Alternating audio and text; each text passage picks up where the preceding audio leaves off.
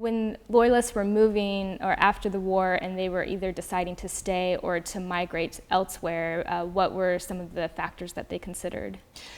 During the American Revolution, there was a huge amount of movement and migration within the colonies. This is something that we don't hear very much about, but it's something that may be familiar to us today if we just watch the news and we see different war-torn situations like Syria. Mm-hmm. There's a huge amount of migration going on within the colonies at the time of the war, with tens of thousands of Loyalists going into the cities that are held by the British during the war. Those cities are primarily Charleston, Savannah, and New York City. And at the end of the war, in 1781, the year of Yorktown, and then through to 1783, the year of the peace treaty, these Loyalists living in the British-held cities are really questioning their possible futures in the United States.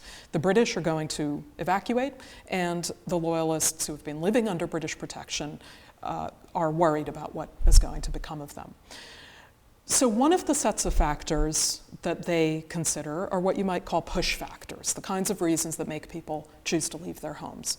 The push factors include the possibility of recriminations and retaliations that they fear if they go back to the communities that they had left. They're afraid that the people who were on the other side of the war are now going to take it out on them in possibly violent ways.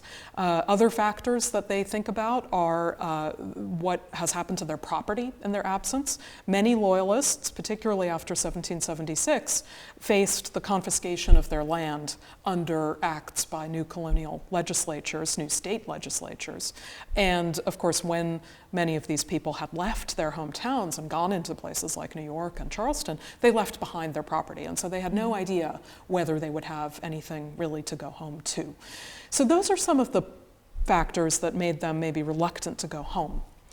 There was another set of factors, though, that Loyalists considered at the end of the war, and that was what we would call pull factors, the kinds of reasons that people choose, for positive reasons, to go somewhere else, the attractions of going somewhere else.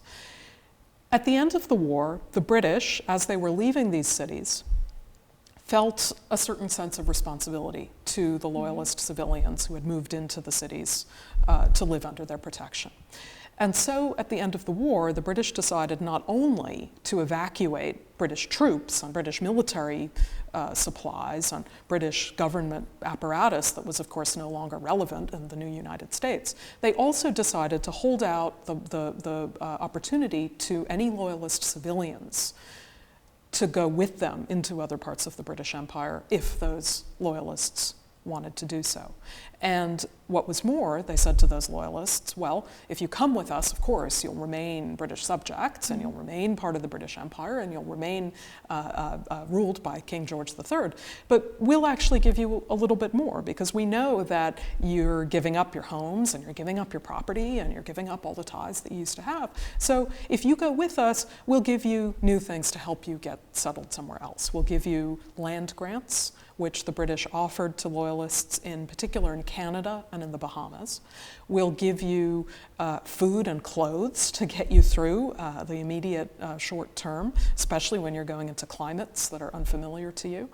We'll give you seeds to plant in the ground. We'll give you farm implements to help you cultivate these new crops. And we'll even give you, they decided, some kind of compensation for the property that you've lost. And in London, a group was formed in Parliament called the Loyalist Claims Commission, where these Loyalists who had lost property during the war could file petitions, basically, file claims asking to get some kind of compensation from the government. So the whole thing really represents one of the first interventions that I know of by a state in what we would today call refugee relief or humanitarian relief. And it's really, really interesting that this is one of the consequences of the American Revolution.